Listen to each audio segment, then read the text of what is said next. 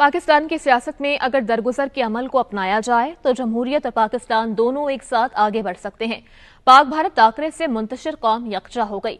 जमहूरियत को पाकिस्तान में फलने फूलने दें ताकि दूसरे ममालिक से सरमायाकारी आए और मुल्क तरक्की करे।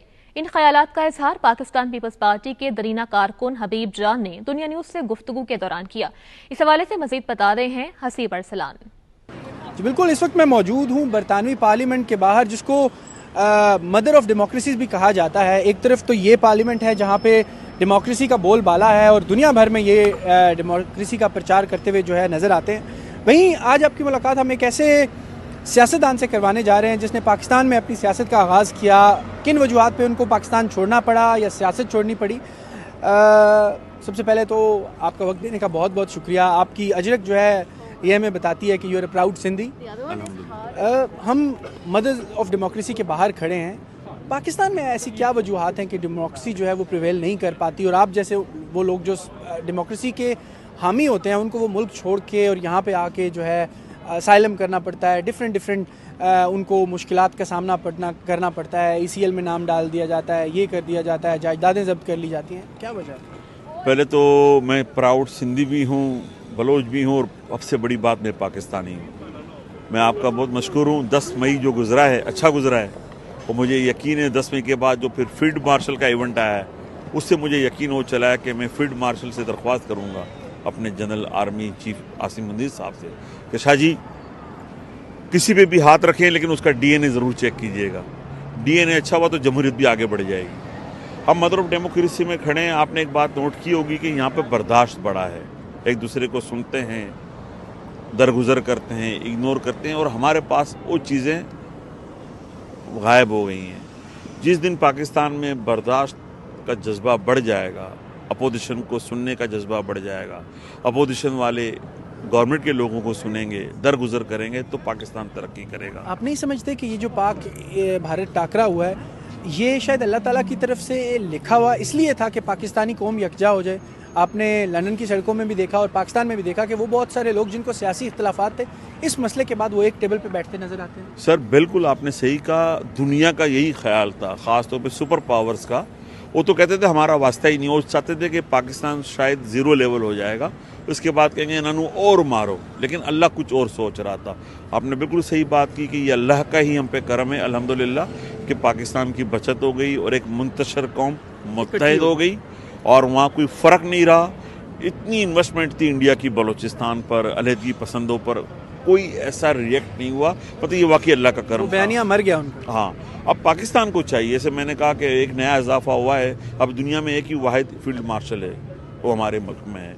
तो मैं समझता हूँ कि हाफिज़ साहब को भी अल्लाह ने बहुत इज़्ज़त दी है अल्हम्दुलिल्लाह। एक तरफ उनके ख़िलाफ़ लोग थे, बहुत ज़्यादा थे, ट्रॉल हो रहा था सोशल मीडिया पे, बहुत चीज़ें हो रही थी, लेकिन अल्लाह ने कुछ और सोच के रखा हुआ था।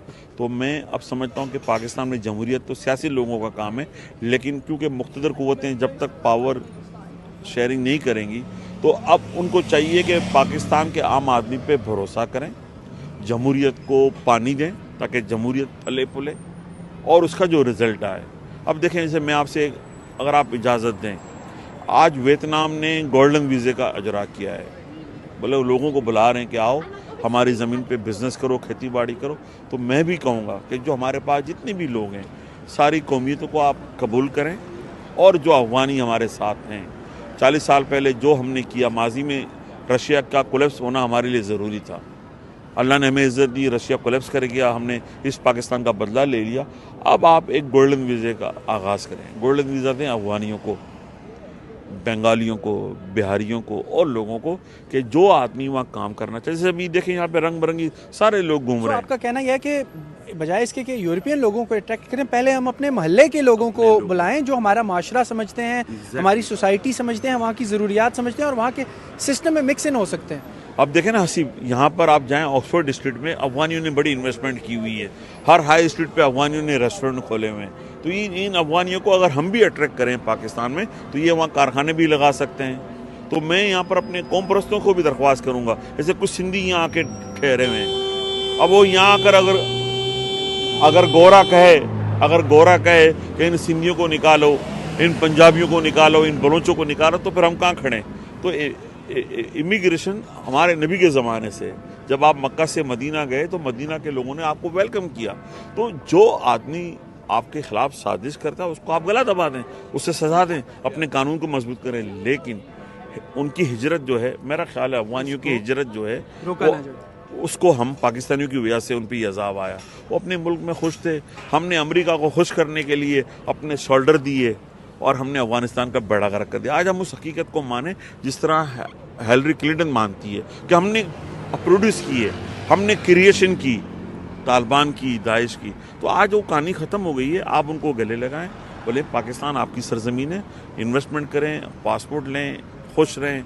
इसी तरह जो नाराज़ बलोच हैं मुट्ठी भरें, ज़्यादा नहीं है, उनको बुलाएं, रोज़गार दें। अब एक तरफ देखें माजरत के साथ लाहौर में ऑरेंज ट्रेन चल रही है, बलूचिस्तान में पीने को पानी नहीं है। तो बलोच देखता है, बोले यार लाहौर के तो क्या है। जैसे अभी मैं यहाँ देखता हूँ इंग्लैंड में, अब मुझे कभी कभी इन पर खार आता है अंग्रेज़ों पे कि इन्होंने बर्रे सगीर पे कब्जा किया क्या, लेकिन जब हमने यहाँ आके देखा तो इनका रवैया मुनसिफाना है। पहले ये सजाएं देते थे, अभी अंदर हाउस में बात हुई है, अब ये लिबरल हो गए हैं, ये फ्लेक्सिबल हो गए हैं, इनका मैकेनिज्म अच्छा हो गया। तो हम भी जदीद दौर 21वीं सदी को देखते हुए फ्लेक्सिबल हो जाएं और अपने नाराज़ लोगों से हाथ मिलाएं। फ्लेक्सिबिलिटी जो है वो की है, ये थी तल्ख लेकिन हकीकत बातें हैं। और इनका कहना था कि हमें एक्सेप्टेंस जो है वो अपने माशरे के अंदर लानी है। वो लोग जो हमसे नाराज़ हैं किसी भी वजह से, चाहे वो बलोच हो चाहे वो अफगानी हो, इस 10 मई के वाक़े के बाद जिस तरह कौम मुत्तहिद हुई है, इस तरह हमें अपने पड़ोसियों के साथ और उन लोगों के साथ कि जिनके साथ हमारा लेन देन है उनके साथ मुत्तहिद होना है। और जमहूरियत जो है उसको परवान चढ़ाना है, वही जो है पाकिस्तान के मसाइल का हल है।